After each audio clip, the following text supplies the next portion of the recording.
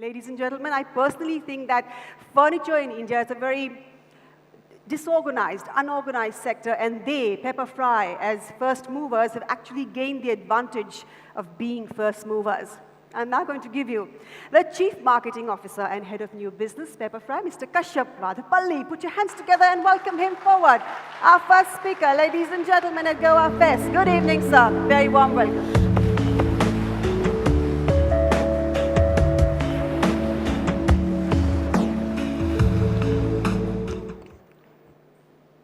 Hi, everybody. Very good afternoon to all of you. I'm very excited to be here. Firstly, this is such a great gathering, a fantastic audience.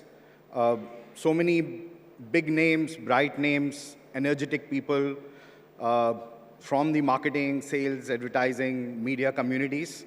So it's an iconic gathering, and I'm really excited to be here to talk to you guys. The second thing is, the subject that I'm going to talk about has been occupying, almost 95% of all my waking moments for the last 6 years. Okay, it's something that I'm very committed to, very passionate about, and I'm really excited to share that story with all of you guys. Before I jump into the the Pepper Fry story, let me start with one of the questions that I always get. The question is, why Pepper Fry? Why is the name Pepper Fry? It sounds like a food brand, so why would you name a furniture brand or a furniture company as Pepper Fry? So let me take you back a little bit in history. Pepper Fry is about 6 years old right now, and 6 years ago, e-commerce in India was still very nascent. Okay, some of the big MNC names that you see, right now, they weren't even there in the country. Other homegrown market leaders were just 2 or 3 years old and barely finding their feet. And that was the scenario around which, Pepper Fry actually started. So there were 3 themes on which this organization started. The number 1 theme was to promote Indian entrepreneurship, to promote Indian artisans, and to promote Indian craftsmen. If you look back at 2011-12, most of the players that were in e-commerce at that point in time were really selling mobile phones and electronics and ready-made Western garments. These were all imported. All of these came fundamentally from outside. Any Indians involved in the value chain were simply trading. And there wasn't really a large enough platform for Indian talent, Indian entrepreneurship, Indian crafts and manufacturing in the e-commerce space. And that was an opportunity that we wanted to build on. And so promoting that was one of the first themes. The second theme, again, if you hark back to 2011-12, nascent days in e-commerce, one of the biggest barriers in e-commerce was that of trust. Okay, people were not sure as to whether they will get the item that they buy, will it be the same thing, if there is a problem, who will solve it. They didn't know whom to trust. And as an organization that is starting the journey of e-commerce, we felt that honesty and transparency, is something that we need to build into our processes, into our DNA. And that was the second theme that we said that will dictate most of the way we set up our organization. And so honesty was the second one. And the third one was actually fun. Okay. The reason why it was fun was because we knew that this was going to be a long journey. It's going to be a dusty road. There's going to be a lot of hard work involved. And unless you're going to have fun, it doesn't make sense. So those are the 3 themes: Indian, honest, and fun. Okay. So that's when we started to look out for a name that would make sense for us. And we very quickly, with Indian as the leading theme, very quickly zeroed in on spices. Okay, all of you know India is the land of spices. And pepper stood out for us. Pepper stood out. We zeroed in on pepper. And we think it fulfilled, 2 of the key things that we set out to do. One, obviously, it's Indian. It's the quintessential Indian spice. But 2, we interpreted it as being very honest. Okay, pepper, if it's there in a dish, you can't hide it. It's there, the taste. We took that and interpreted it as being honest. So we said pepper helps us to be Indian and honest. And you know what? How do you get in interesting and how do you get fun into it? You take anything and boil it, it gets boring. If you fry it, it gets fun. There is the sizzle, and therefore fry. So pepper fry stands for honest Indian fun. Okay, so I thought I'll start with that, kind of to loosen, loosen the things before I kind of jump into, what we've been doing and how we've progressed. So, somebody put together these few stats. We've been around for 2,000 work days. The team has worked for 20 million work hours. Our trucks have, traveled to the moon and back 60 times. So yes, we've covered a lot of miles. We've been around for a lot of time. So there's a lot of history behind us. And I'll take you through that history very, very quickly. So when we first started in 2012, we were a slightly broad-based, website. We said that we will participate in furniture, decor, accessories, jewelry, all of that stuff. But very quickly, within a year, we kind of pivoted our business and we went into focusing on furniture first, supported with categories such as decor, furnishings, etc. But here's where actually the thing starts to change, okay? And, and mostly when you think of an online organization, and the word disruption is used very, very frequently. And typically in the traditional sense, disruption is about breaking things down. It's about upending an existing system. But in India, I think disruption needs to be actually the reverse. Okay, we think of ourselves as disrupting the market by actually organizing and standardizing things. Okay, so in the West, typically an e-commerce organization would come in, it would disrupt an existing supply chain or value chain by removing middlemen and so on and so forth. But in India, because so much of the supply side, whether it's manufacturing, whether it is the distribution, is so fragmented, especially in the categories that I'm talking about, the small scale manufacturers, true disruption comes through organizing the category, and that's what we set out to do. A lot of the work that we did, a lot of the hard work was really about organizing this industry, about bringing certain amount of standardization into it. So we started by, curating the merchants that we would work with. We worked very closely with them to develop their catalog. They did not have capabilities. I'm really talking about, think of places such as Jodhpur, Churu, Ratangad, Saharanpur, Roorkee, Badoi. These are places where, these guys, these artisans, these craftsmen, they were always in business for years. It was probably their family business. It was their family art. But their supply was not really reaching Indians. Okay, it was either restricted towards, a few high-end boutiques where they charged probably 1,000% kind of a markup, or all of this supply went abroad. All of it went international. And what we tried to do was actually take that supply and use technology as a platform to bring it to the Indian consuming class. And for that, we needed to do a lot of organization. They did not have, for example, the capability to create content, whether it is visual content or whether it is item descriptions or specifications, which you can publish on the web. I'm not selling an Apple iPhone or a Nike sneaker. I get all the data from the manufacturer. In this case, there is a small manufacturer, probably machineless, just, handwork. And they simply don't have the capability to put together the information required to standardize this category. So that was the first thing that we did. We worked towards standardizing the entire category. We created, fantastic listings. One of the advantages for us for doing all of this was that we were very, very close to manufacturers. There were just no middlemen involved in it.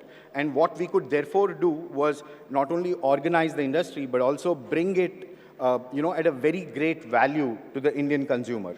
So that's step one. And it took us a lot of time. If you notice, I put a timeline there, and it didn't happen in 2 months. It took like 18 months, 24 months to come through. Okay. So that's pre-transaction. You have great information, you have great visuals, the consumer has all the information to be able to take an informed decision, and you can compare items, and you're confident about taking that decision. And, but what happens after somebody buys an item, okay? And I think that's where the challenges were even larger for us, okay?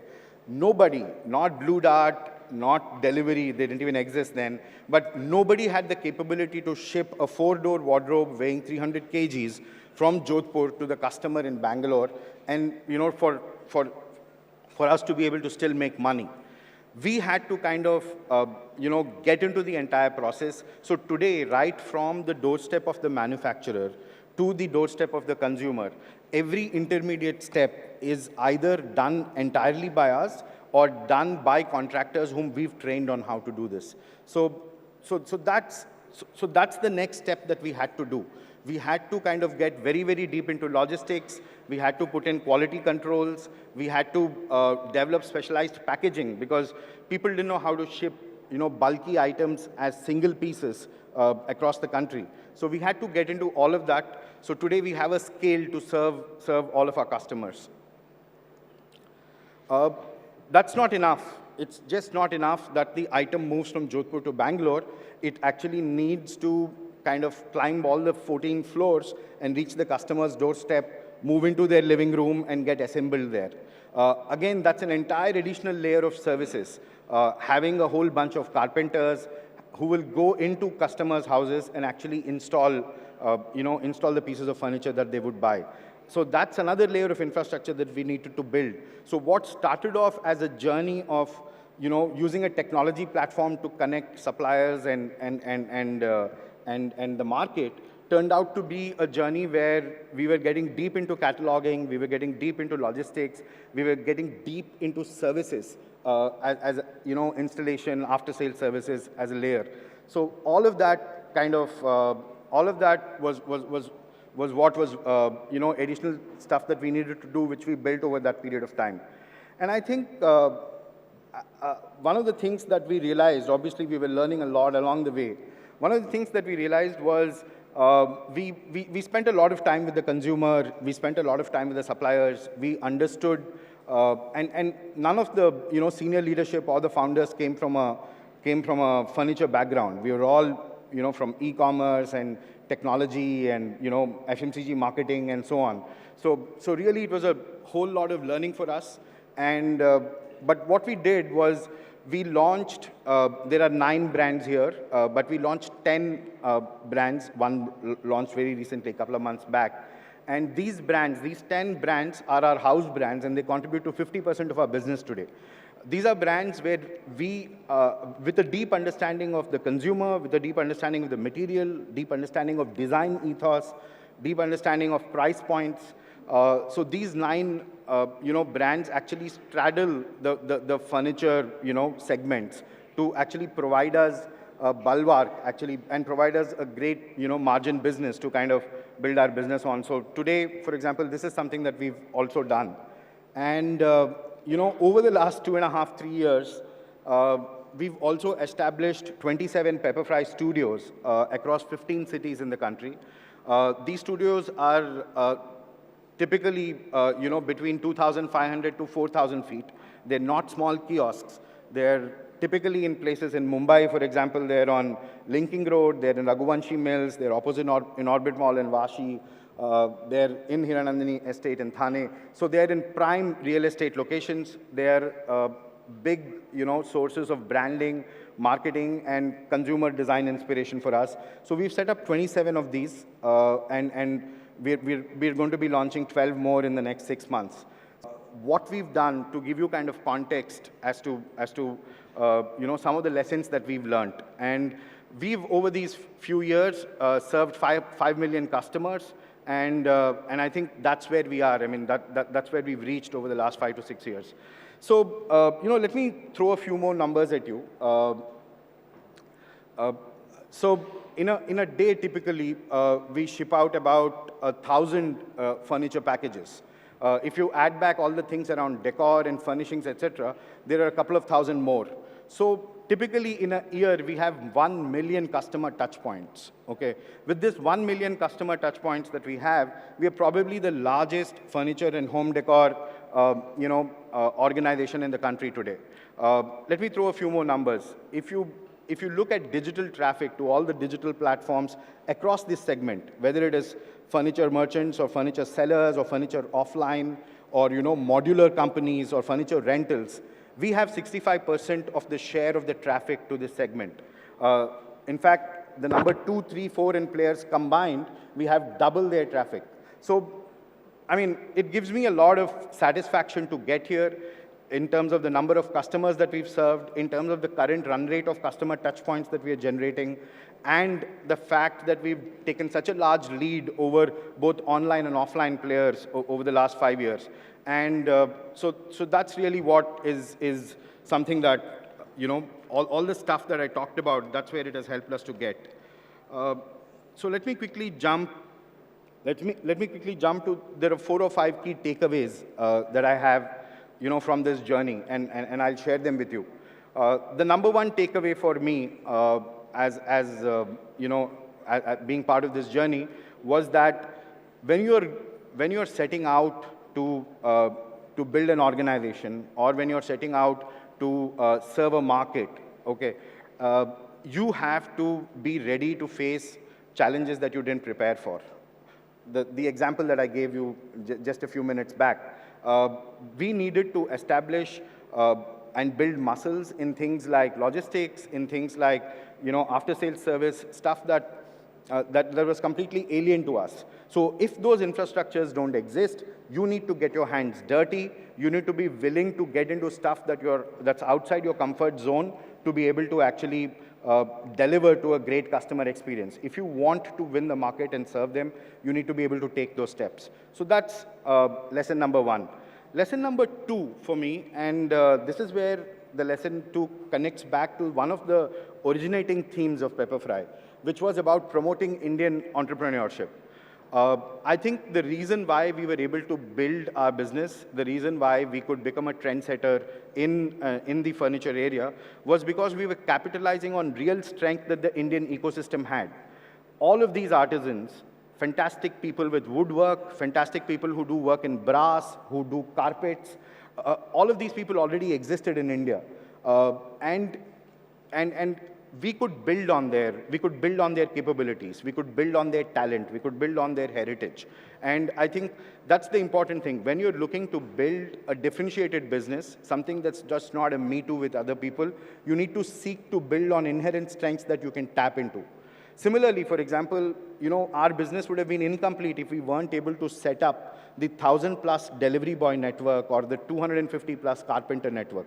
Okay, putting all of these people was also possible for us because we tapped into the urban workforce that India provided.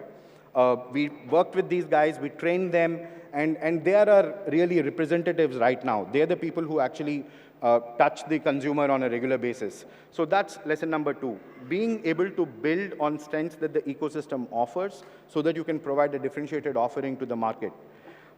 Strength number 3, and a lot of you are, you know, much more marketers and communicators than I am, and is really understanding your consumer better. And one of the learnings that I have is, especially when you're dealing with slightly complex categories where there are multiple touch points, like furniture. Furniture, you're not buying it off the shelf. It's not a bar of chewing gum.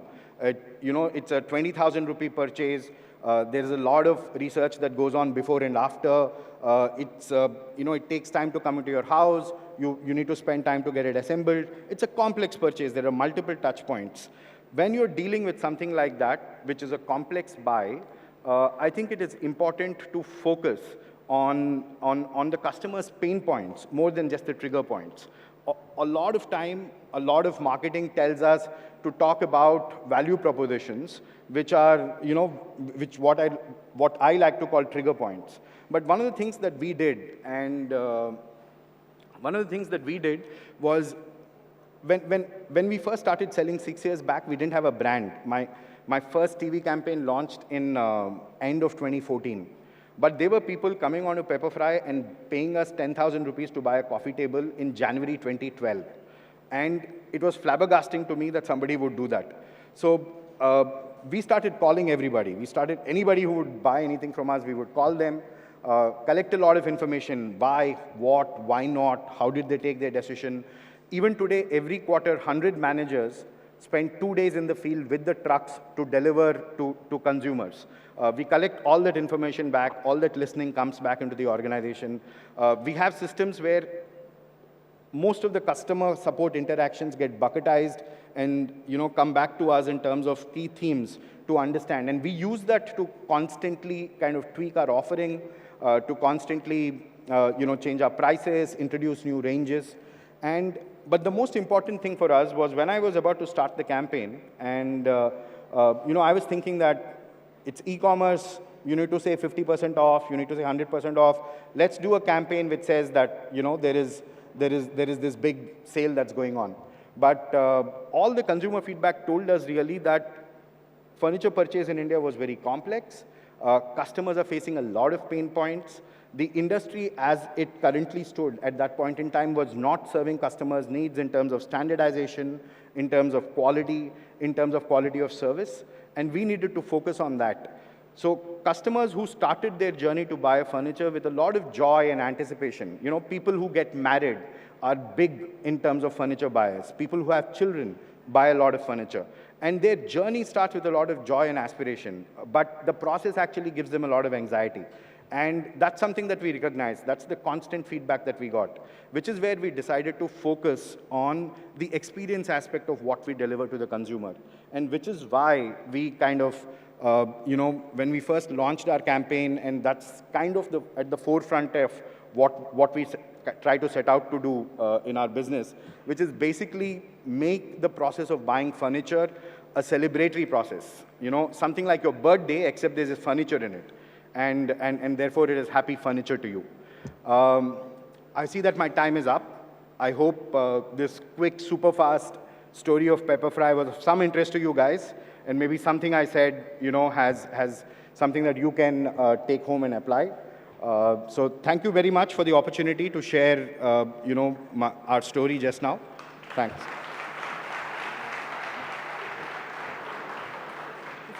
Just stay with me here, center stage. Well, if you like that session, maybe another round of applause. What do you say? Happy furniture to you. I'm now going to invite on stage Mr. Ambi Parmeshwaran. We all know he is a brand strategist, an author, and the founder of brandbuilding.com and past president of 3As of I and Ad Club Mumbai. I request you to please present our speaker with a memento or token of our appreciation. Center of stage.